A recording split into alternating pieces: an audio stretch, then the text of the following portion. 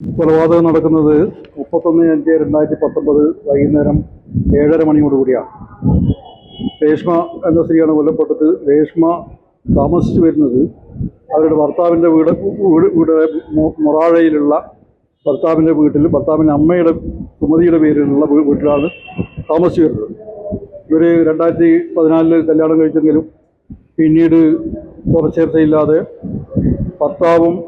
ഭർത്താവ് സന്തോഷും ഭർത്താവിൻ്റെ അമ്മ സുമതിയും ആ വീട്ടിൽ നിന്ന് പുറത്തേക്ക് താമസിക്കേണ്ടി വന്നു.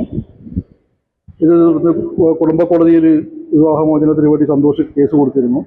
ആ കേസിൻ്റെ ഉണ്ടായിരുന്ന മധ്യസ്ഥ പ്രകാരം 10 ലക്ഷം രൂപയും അല്ലെങ്കിൽ 10 സെൻറ്റ് സ്ഥലവും രേഷ്മക്ക് കൊടുത്ത് പ്രശ്നം പരിഹരിക്കാം എന്ന് അവർ സമ്മതിച്ചു. എന്നാൽ പിന്നീട് ഈ പൈസയോ സ്വത്തോ കൊടുക്കാത്തതുകൊണ്ട് രേഷ്മ ഭർത്താവിൻ്റെ വീട്ടിൽ തന്നെ ഒറ്റയ്ക്ക് താമസിച്ച് വരികയായിരുന്നു. രാത്രിയിൽ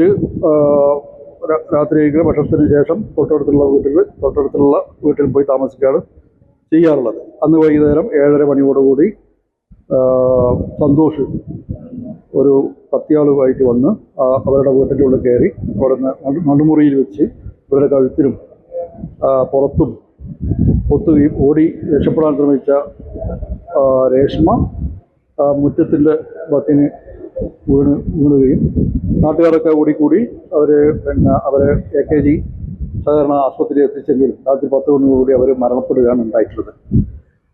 ആ സംഭവം ഭർത്താവ് കൊത്തുന്നത് കണ്ടത് തൊട്ടടുത്ത വീട്ടിലുള്ള ഗൗരി എന്ന് പറയുന്ന സ്ത്രീയാണ്. ഇവരുടെ നിലവിളി കേട്ട് നോക്കുമ്പം വീട്ടിൻ്റെ നടുമുറിയിൽ നിന്ന് രേഷ്മ ഓടി പുറത്തേക്ക് വരുന്നതും പിറകിൽ ഒരായുധമായി പൊന്തിച്ചുകൊണ്ട് സന്തോഷ് കുമാർ പിറകെ പാഞ്ഞു വരുന്നതും എന്നെ കൊല്ലുന്നതെന്ന് പറഞ്ഞിട്ടുള്ളവരുടെ നിലവിളിയും കേട്ടു. ആ ഒരു പിന്നീട് അവരുടെ ഗൗരിയുടെ നിലവിളിയെ തുടർന്ന് മറ്റുള്ള നാട്ടുകാരൊക്കെ ഓടിക്കൂടിയാണ് ഇവരെ ആശുപത്രിയിലേക്ക് എത്തിച്ചിട്ടുള്ളത്.